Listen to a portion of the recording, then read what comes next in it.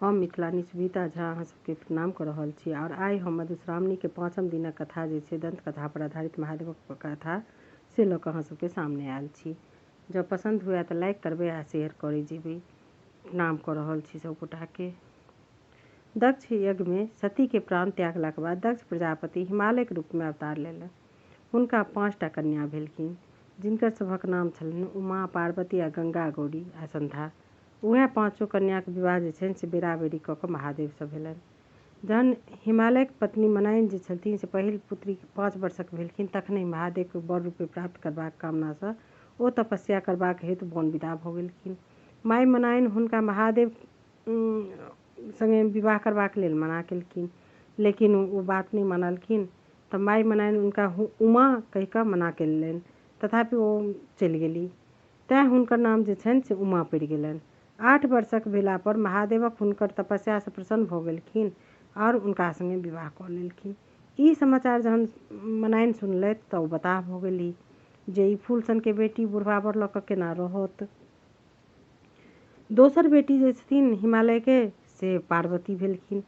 हुनको उमे जकाँ शौक छलनि। ओहो थोड़बे दिन में विवाहक योग भऽ गेलथि। आ पार्वती एक दिन की केलथि तऽ फूल तोड़ऽ के लेल संगी सबके संगे कनक शिखर पर चलि गेलथि। ओतऽ ओ देखलखिन जे एकटा बुढ़बा जे छै से बड़का बड़का केश छै, पाकल पाकल केश छै, बड़का बड़का दाँत छै ओकरा, ओ बसहा पर चढ़ल छै, डमरू बजबै छै। पार्वती चिन्ह गेलखिन, ओ आन केओ नहि साक्षात महादेव छलाह। पार्वती सखी सबसँ मनबऽ कहऽ लगलखिन जे अहाँ सब घर जाउ आ हमरा विदा कऽ दिअ महादेव के संगे। ओ महादेव संगे की केलथि तऽ बसहा पर बैठ कऽ चलि गेलथि। जहन ओ बसहा पर बैस कऽ चलि गेली तऽ सखी सब घर आबि कऽ मनाइन के सब बात कहलखिन। ओ अपन कपार फेर सँ पीटऽ लगली जे हमरा कपार में ई की लिखल अछि जे एना भऽ जाइत अछि। लेकिन जे लिखल अइ आब ओकरा के मिटेतै। ओ अपन झूर झमान होबऽ लगलथि, खूब कानऽ लगली, खूब बाजऽ लगली जे ई की हमरा कपार में विधाता लिख देने छथि जे हमर बेटी सब जहने पैघ होइए तऽ ई बुढ़बा संगे चलि जाइए। तेसर बेटी जे छथिन से गंगा भेलखिन। ओहो जखन पैघ भेलखिन तखन एक दिन महादेव भिखारी के रूप में एलखिन आ गंगा के अपना जटा में नुका कऽ भागि गेलथि। मनाइन जखन ई फेर बुझलखिन तऽ फेर माथ कपार पीटऽ लगली, झँखऽ लगली जे ई बुढ़बा के इएह धंधा रहि गेलै कि चोरा कऽ अबैए आ हमरा बेटी सबके लऽ कऽ भागि जाइए। तऽ तहिया सँ लेकिन गंगा जे छै से महादेव के जटा में रहऽ लगलखिन। आब इम्हर जे सगर महाराज छथि हुनका 2टा स्त्री छलखिन, वैदर्भी आ शव्या। शव्या सँ असमंजसक नामक पुत्र भेलनि। वैदर्भी के संतान नहि छलनि। ओ संतानक निमित्त महादेवक तपस्या करऽ लगली। 100 वर्षक बाद एक गोट लोथक जन्म भेलनि, लोथ बच्चा के जन्म भेलनि। ओ देखि वैदर्भी बहुत कानऽ लगली, महादेवक स्मरण कयलनि। महादेव ब्राह्मणक रूप धारण कऽ कऽ ओतऽ अयला और ओहि लोथ के 60,000 खंड कऽ कऽ प्रत्येक एक तामा में तेल दऽ कऽ झाँपि देलखिन आ राखि देलखिन। थोड़ेक दिनक बाद 60,000 लोथक जे ओ बच्चा रहै, लोथ बच्चा से सुंदर बालक बनि कऽ, खूब इष्टपुष्ट बालक बनि कऽ ओ ठाढ़ भऽ गेल।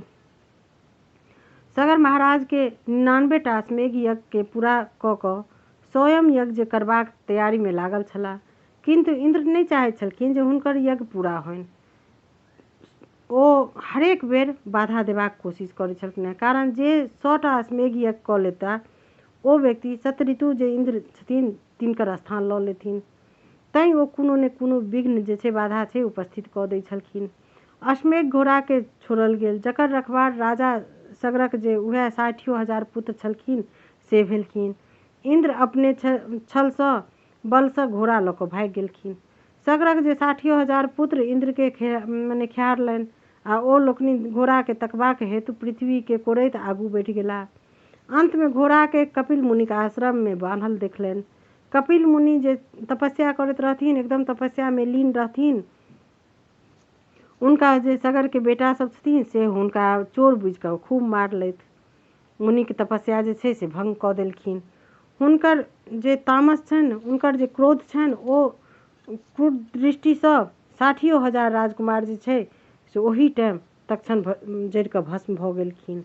राजा के यज्ञ अपूर्ण रहि गेलनि। सगर महाराज शोकाकुल भऽ कऽ मरि गेलाह।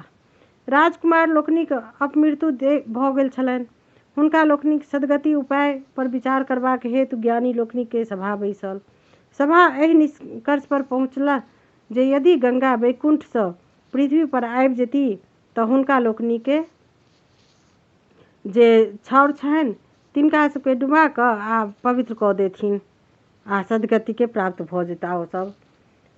एहि तरहे हुनकर जे छै से बेमात्रे भाई जे छथिन असमंजस तपस्या करैत करैत मरि गेलाह।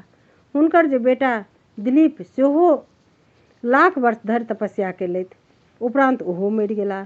दिलीपक जे बेटा असमन सेहो तपस्या करैत मुइला। तखन हुनका बेटा भेलखिन भगीरथ, ओ तपस्या करऽ लगला। हुनका तपस्या सँ विष्णु भगवान प्रसन्न भऽ कऽ हुनका गंगा के वैकुंठ में मृतलोक अनबाक लेल अनुमति दऽ देलखिन। गंगा के एकाएक पृथ्वी पर उतरि गेला सँ पृथ्वी में जे छै से जलमग्न भऽ जायत, धसि जायत पृथ्वी। तैं हेतु महादेव जे छै से हिमालय के ऊपर जाकऽ ऊँच चोटी पर चढ़ि कऽ अपने जे छै से अपन माथ पर उनका उतारि कऽ आ जटा में समेटि लेलनि। हुनकर जटा सँ निकलि गंगा हिमालय प्रदेश के जे दहबैत आ विदा भऽ गेली। जखन जाह्नवी ऋषि के मुनि आश्रम पहुँचली तऽ ओहो दहाय लागल। ओ की केलथि, ऋषि की केलथि तऽ गंगा के उठा कऽ पी गेला। ई भागीरथ लेल जे छै से जटिल समस्या भऽ गेलनि, बहुत कठिन समस्या भऽ गेलनि। लेकिन ओ बड्ड साहसी, बड्ड गुणी, बड्ड मेहनती बालक रहथि। ओ मुनि के सेवा में लागि गेला। अंत में मुनि एहि शर्त पर गंगा के छोड़लथि जे गंगा अगर उनकर आइ सँ बेटी के हेथिन तहने ओ गंगा के आबऽ देथिन।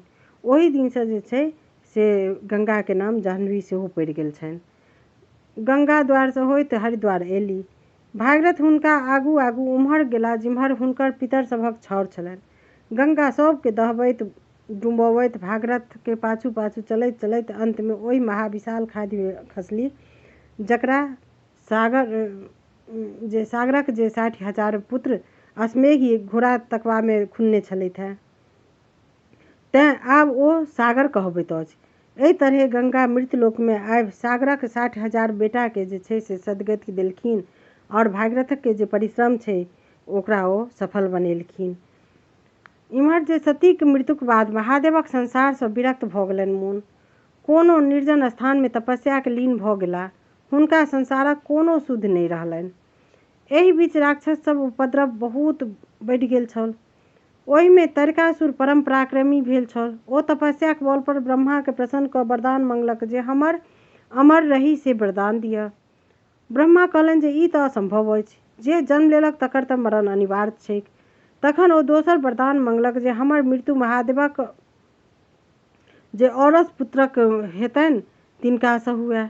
ब्रह्मा तथास्तु कहि देलखिन। ई वरदान मंगलाक बाद तारकासुर के ई उद्देश्य छल जे महादेवक स्त्री निसंतान मरि गेल छलखिन, तें महादेव के संसार सँ विरक्त भऽ गेल छथिन मोन भऽ गेल छनि तऽ महादेव तऽ आब दोसर विवाह करबे नहि करथिन, संभवे नहि छनि, तऽ हमरा ने उनका पुत्र हेतनि आ ने ओ हमरा मारि सकता।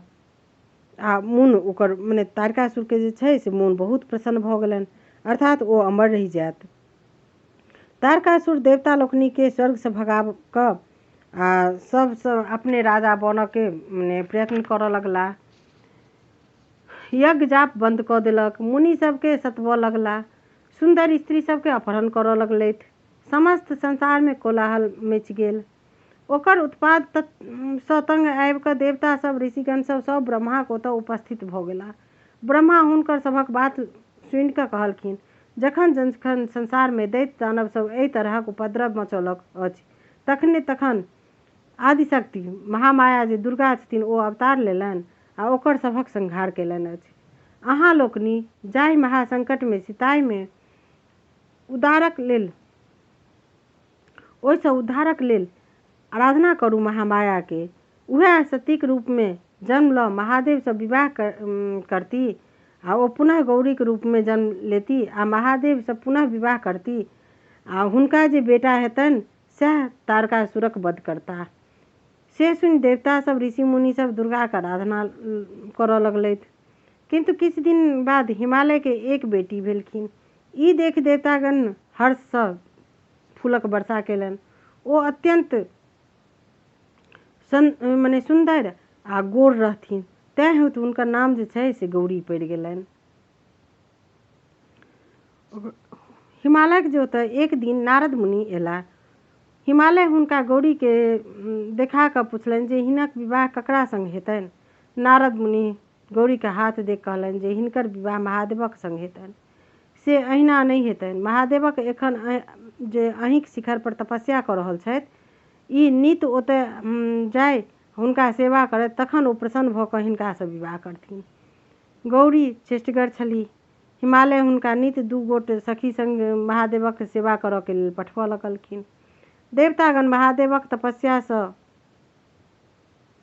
महादेवक जे तपस्या तिनका भंग करऽ के गौरी के दिस हुनकर ध्यान आकृष्ट करबाक हेतु तपोवन में कामदेवक जे पठाओल कामदेव अपन मित्र बसंत आ स्त्री रतिक संग ओतय पहुँच गेला।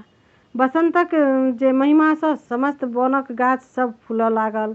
सुगंधित वन प्राप्त जे छै से गमैक उठल एकदम सँ। फूल सबसँ भमरा मंडराए लागल। ओतऽ खूब मने खुशनुमा माहौल भऽ गेलै, खूब सुंदर वातावरण भऽ गेलै। मने चंद्रमा सँ चमकैत ज्योति सुंदर सुंदर लागऽ लगलै। एहि रन में जे वातावरण छै से मुनि सबके जे छै से महादेवक तपस्या में भंग होबऽ के मने लागलनि। गौरी सजि धजि कऽ बसंती फूलक गहना पहिर कऽ सखी सबके संग ओहि वन में पूजा करबाक लेल पहुँचली। गौरी परम सुंदर छली, ताहि पर ओहि दिनक जे साज श्रृंगार रहनि आ फूलक सजावट रहनि, ओ अंगक और सुंदरता जे छै से बढ़बैत रहनि। गौरी जे महादेवक संग पहुँचली, महादेव लग जहन पहुँचली तऽ कामदेव अथी मजाक सब करऽ लगलखिन। अपन जे बाण छलैया से चलेलखिन। बाण महादेव लग जाकऽ खसल। महादेव गौरी दिस तकलनि। गौरी महादेव के प्रणाम कऽ पूजा केलनि आ कात भऽ कऽ ठाढ़ भऽ गेली। गौरीक सुंदरता देख महादेव आकर्षित भऽ गेला। आजुक अहाँक शोभाक वर्णक के जे अइ से के कऽ सकैया वर्णन। एतबा कहि कऽ कामदेव गौरी के आँचर दिस हाथ बढ़ाओल आ स्त्री सहज संकोच बस गौरी कनेक दूर हटि महादेव दिस ताकऽ लगलथि। महादेव जे छै से मने खूब सुख भोग करबाक लेल छटपटाए लगला। तखन महादेवक जे एकाएक ध्यान में आयल, यदि वह एना काम तुर भऽ जेता तऽ आन की करत। इम्हर उम्हर ताकि कऽ और बाजऽ लगला और झाड़ी में नुकायल कामदेव के देखऽ लगलनि। हुनका बड़ तामस चढ़ि गेलनि जे क्रोध सँ हुनक त्रिनेत्र जे छै से खुजि गेलनि। कामदेव जरि कऽ भस्म भऽ गेला। रति अपन स्वामी के भस्म होइत देख मूर्छित भऽ गेली। होश भेला पर ओ करुण विलाप करऽ लगली। देवता लोकनि रतिक दशा देख कऽ महादेवक ओतऽ गेला आ कहलखिन जे एहि में कामदेवक कोनो दोष नहि छलनि। ई हुनके सभक प्रपंच छलनि जे महादेव के कहुना गौरी दिस आकर्षित भऽ हुनका सँ विवाह करथि, तखने तारकासुरक वध हैत आ सब उद्धार भऽ सकैत अछि। महादेव कहुना रतिक स्वामी के जीबाक उपाय कऽ दियौ, मने देथुन। तऽ महादेव कहलखिन कामदेव मुइला नहि, मात्र हुनकर शरीर जरलनि। हुनका एखन ओ शरीर प्राप्त नहीं हेतनि। समुद्र में शंबर नामक जे दैत्य अछि, रति ओतय जाय, एखन ओकरे संग रहथि। द्वापर में श्री कृष्णक जे बेटा प्रद्युम्न हेथिन, जन्म लेथिन। जन्मैते शंबर हुनका उठा कऽ अपन नगर लऽ कऽ जाथि। रति के ओतहि प्रद्युम्नक रूप में कामदेव भिड़थिन। जखन ओ पैघ हेथिन तखन शंबर के मारि ओकर धन संपत्ति सहित रति के द्वारिका लऽ जेथिन आ रति सँ विवाह कऽ सुख विलास करथिन। ई बात देवता लोकनि के कहि महादेव अंतर्ध्यान भऽ गेलखिन। रति शंबर के जे छै से ओतऽ सँ आश्रम लेबाक हेतु विदा भऽ गेली। कामदेव सँ पूर्ण मिलनक प्रतीक्षा करऽ लगली। प्रणाम कऽ रहल छी सब गोटा के। अगर नीक लागे तऽ शेयर करबै और लाइक करबै।